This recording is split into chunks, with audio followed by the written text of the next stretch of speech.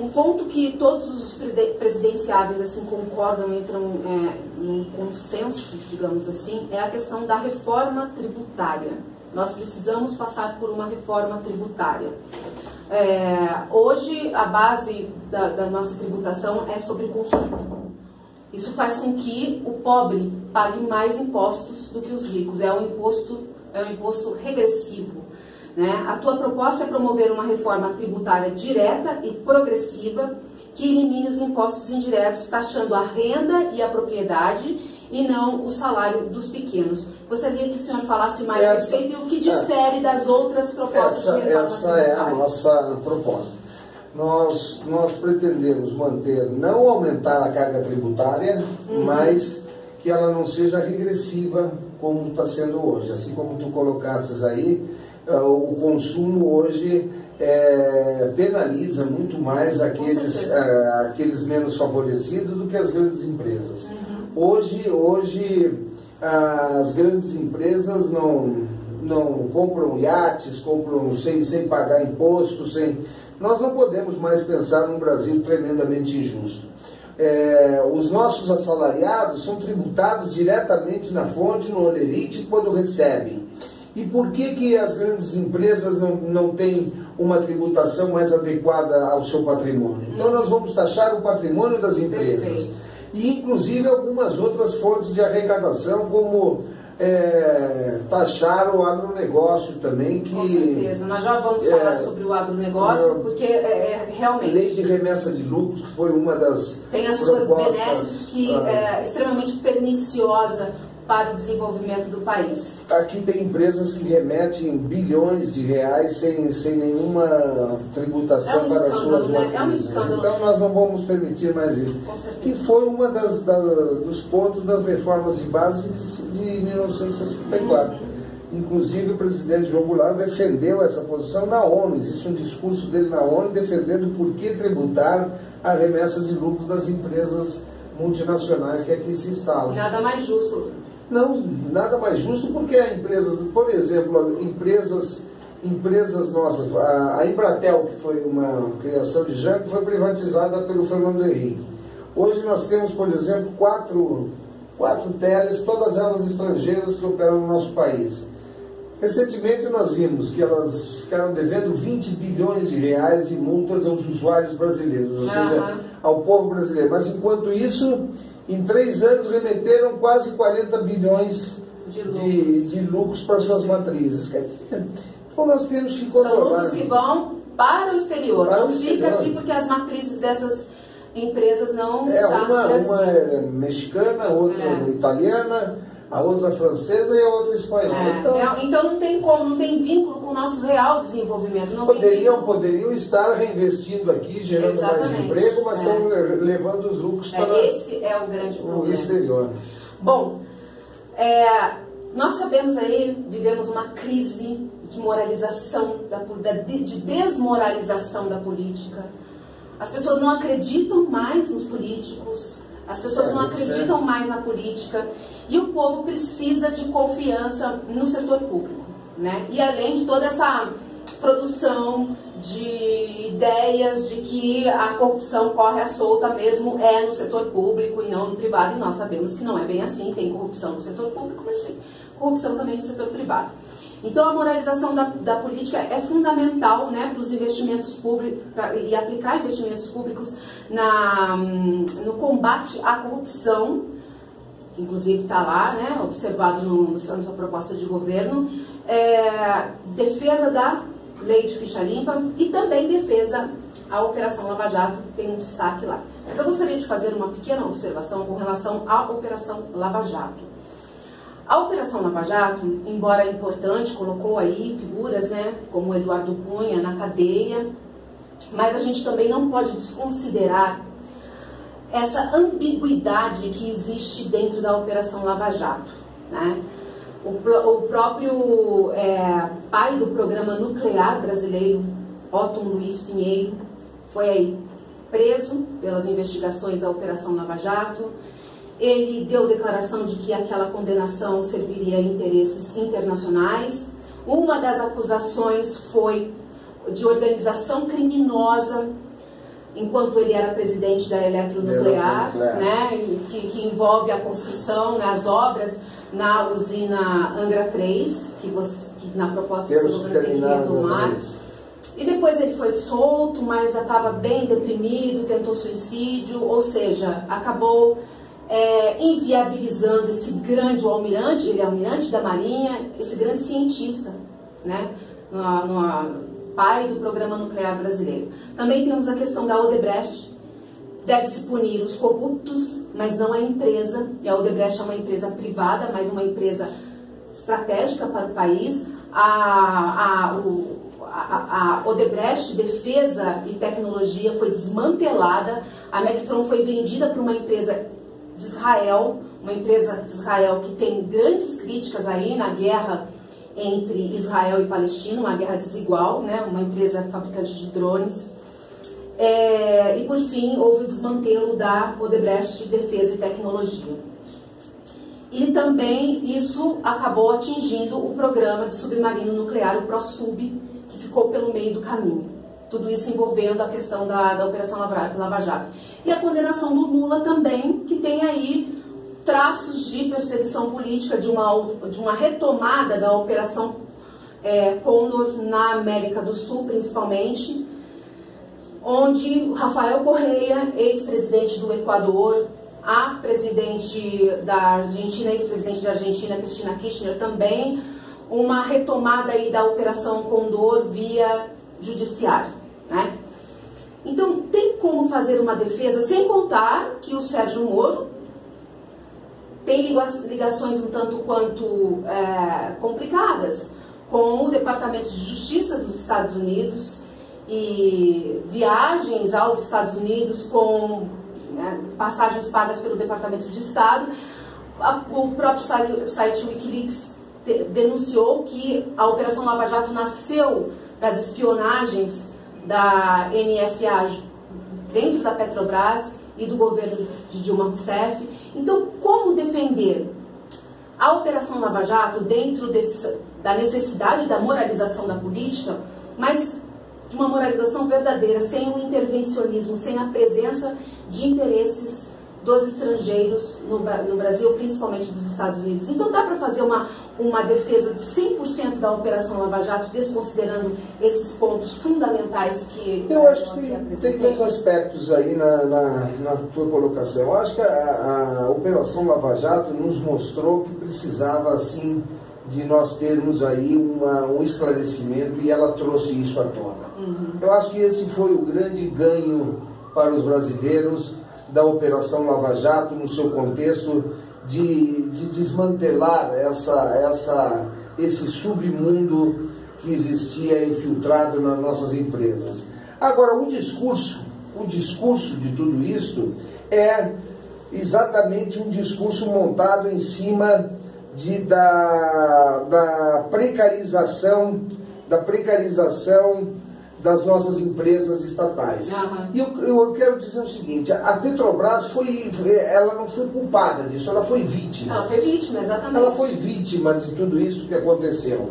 Os homens que estavam lá, pode ser que eles sim são os culpados disso, assim como os corruptos e os corruptores. A própria Odebrecht também, que é uma empresa... Sem dúvida alguma. Agora, o que eu digo é o seguinte: o nosso judiciário, depois da Constituição de 88, principalmente o Ministério Público, ele tomou uma dimensão de estrelismo, vamos dizer assim. Sim. Veja só, ele foi tão competente. Eu tenho com toda a sinceridade, eu posso dizer isso, o Ministério Público não pode investigar e julgar ao mesmo tempo, não é? Eles foram altamente competentes na elucidação, na força-tarefa. Agora, por exemplo, nós estamos com a investigação da morte do presidente João Goulart há mais de 3 anos, aberta pelo Ministério Público Federal do Rio Grande do Sul, que pediu a oitiva de agentes americanos que teriam participado. Até hoje não mexeram um dedo. Até hoje os Estados Unidos não deu nem bolas para o pedido da procuradora que está a cargo e à frente disso, que é a Suzete Braganiolo, no Rio Grande do Sul. Então, são 2 pesos e 2 medidas, nós estamos vendo isso aí. Agora, o apoio à Lava Jato, sem dúvida, do nosso partido se dá do ponto de vista político, de esclarecimento, porque nos mostra o quê? Temos que mudar o sistema político. As nossas instituições estão sendo derretidas por este toma lá da cá, pela corrupção. E isto nos mostra a necessidade de uma reforma política. Eu sou partidário de uma reforma política que nos brinde, quer dizer, uma maior representatividade no acesso ao parlamento, uma maior representatividade no acesso ao judiciário. Eu acho que nós, sempre repito isso, eu não estou aqui discutindo, nem sou advogado, mas os nossos juízes da mais alta corte brasileira, eles têm que ter mandato definido. Eles não podem entrar com 40 anos e sair de lá com 75, aonde ficam embaixo das suas cadeiras ninhos imensos de processos, dos mais altos processos que implicam a nossa soberania, como a cessão de nosso petróleo, de nosso subsolo, de nossos poços, dos nossos minérios, que nós temos que rever uma política para esses novos minérios, como o nióbio, como tantas outras questões de soberania. Então nós temos que rever o sistema político. Eu acho o seguinte: nós conquistamos a democracia depois de 21 anos de ditadura, mas nós não cuidamos dela especificamente. Ela ficou uma democracia representativa, e a cada 4 anos nós vamos lá, votamos e eles nos representam. O problema é que o modelo de financiamento desses representantes hoje no país, eles não representam mais o povo brasileiro, sim as empresas que se financiaram. Através de lobby. Em vez de serem deputados e senadores, não estou falando de todos, existem as suas exceções, sim, mas eles se tornam o quê? Se tornam despachantes dessas empresas e restringir o lobby dentro da do política Congresso nacional, dentro do Congresso Nacional. Isso olha tem que só, ser nos últimos anos, nos últimos 2 ou 3 anos, os subsídios para a empresa cresceu mais de 100%, que é outra coisa. Nós estamos subsidiando multinacional. Isso daí não deixa de ser uma corrupção, gente. Isso deixa de entrar para o Tesouro Nacional. Isso é uma corrupção. São recursos que deixam de entrar para o Tesouro Nacional. Pois é, e constantemente nós, somos bombardeados aí pela grande mídia, de que o neoliberalismo, como nós já dissemos aqui, é o suprassumo da ideologia desenvolvimentista, enfim. E nos fazem crer que o Estado não tem que ter nenhuma participação na economia, ou uma participação muito pequena, que nem mesmo Adam Smith apregoava isso para nós, E nós sabemos que a elevação do investimento público tende a estimular a iniciativa privada. Como eu disse, iniciativa privada e Estado não são inimigas, gente, são amigas. E em qualquer país desenvolvido do mundo, o Estado é forte e a iniciativa privada também é forte. Então eu gostaria que o senhor falasse um pouquinho mais sobre o protecionismo, porque o protecionismo, eles mandam pra gente a ideia do protecionismo quase como um crime, né?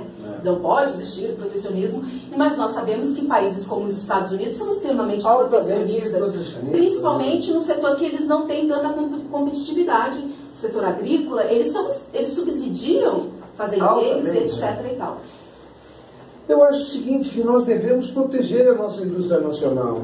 Nesse modelo que nós propomos ao Brasil, da expansão do mercado interno, é evidente que nós temos que criar barreiras alfandegárias para proteger os similares nacionais.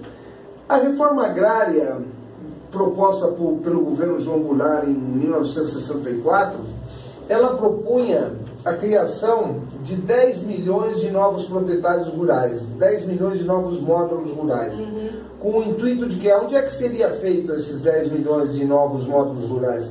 Nas rodovias federais, ao longo das rodovias federais, ao longo das ferrovias federais e em volta dos açudes e represas que tinham sido que tinham sido, essas áreas tinham sido valorizadas com investimento público. Investimento público. Se foi investimento público, é investimento do povo.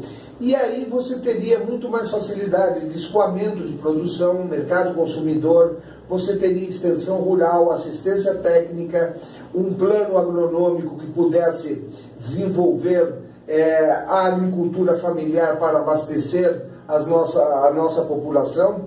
Era um momento muito mais fácil de se fazer a reforma agrária, porque lá naquele então nós tínhamos 68, 70 milhões de brasileiros, e aonde 75% da população morava no campo, só 25% morava nas cidades. Hoje isso se inverteu. Então veja só o quanto houve o crescimento do latifúndio nesses anos todos, e o quanto cresceram as periferias da cidade, desprotegidas, marginalizadas, sem a presença do Estado. Então nós temos que olhar que esta reforma agrária traria nesse momento, aí veio o protecionismo, 10 milhões de novas unidades de produção rural, geraria demanda de 10 milhões de novos tratores, 10 milhões de bombas elétricas, 10 milhões de novos insumos, implementos agrícolas, geladeiras, enfim, traria o desenvolvimento, a necessidade de desenvolver a demanda de consumo para a nossa indústria nacional. Então, claro que você não poderia fazer isso se a nossa indústria nacional, que produz um trator de 40 HPs, que é um trator necessário para uma unidade rural, ou você importa ele da China sem a proteção, você quebra a indústria nacional, quem produz aqui. Então, essa proteção é necessária para o desenvolvimento, sine qua non para o desenvolvimento do mercado interno. O senhor citou aí a reforma agrária. A questão da reforma agrária no Brasil, eu vi que tem uma crítica à política de assentamentos do Fernando Henrique Cardoso, que depois acabou se estendendo. Lula e Dilma não fizeram realmente a reforma agrária que nós precisamos. O que poucas pessoas sabem é que por trás dessa tergiversação que é sempre feita para não chegar à reforma agrária que nós precisamos, tem um agente internacional, que é o Banco Mundial. O Banco Mundial, com esse papel de orientador, de mentor, ele produziu e disseminou, não sei se o senhor já ouviu falar, com certeza sim, a reforma agrária assistida pelo mercado. Só o nome, só a terminologia já dá para ver. E foi essa orientação que acabou sendo passada para o Fernando Henrique Cardoso e também aí deu continuidade no governo Lula e no governo Dilma. Então, como fazer uma reforma agrária realmente no Brasil sem que haja a presença dessas instituições? Por isso que nós estávamos conversando aqui nos bastidores e eu falei a respeito do Banco Mundial financiar a agricultura familiar no Brasil. Por exemplo, as vítimas daquela tragédia que aconteceu em 2011 na região serrana do Rio de Janeiro, até hoje há projetos que são financiados, projetos de agricultura familiar, que são financiados pelo BIRD. Eles apresentam o projeto e o BIRD manda um dinheiro para essas famílias. É lógico que tem um quid pro quo, esse dinheiro que vem para o financiamento da agricultura familiar, e depois a gente acaba vendo onde que reverbera esse tipo de atitude do Banco Mundial, que seria realmente na orientação de políticas que desviam das reformas de base. O Banco Mundial ele está presente em todos os atalhos para não chegar na reforma de base. Como fazer uma reforma agrária sem romper com essa instituição que está presente, inclusive, na orientação para fazer reformas que parecem reformas do empoderamento do pobre, etc. e tal? Como fazer algo nosso mesmo, independente, romper com essas instituições?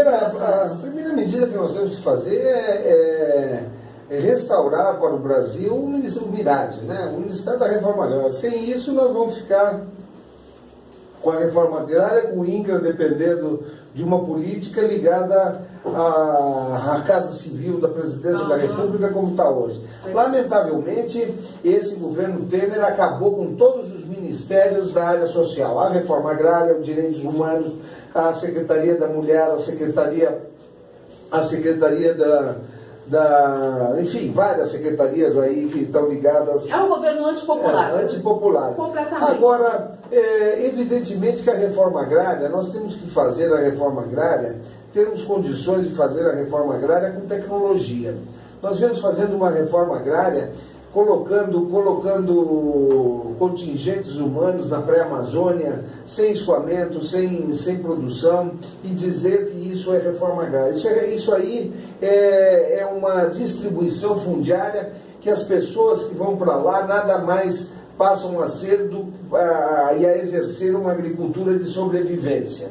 Nós temos aí vários assentamentos que estão hoje nessas condições, as pessoas vivendo muito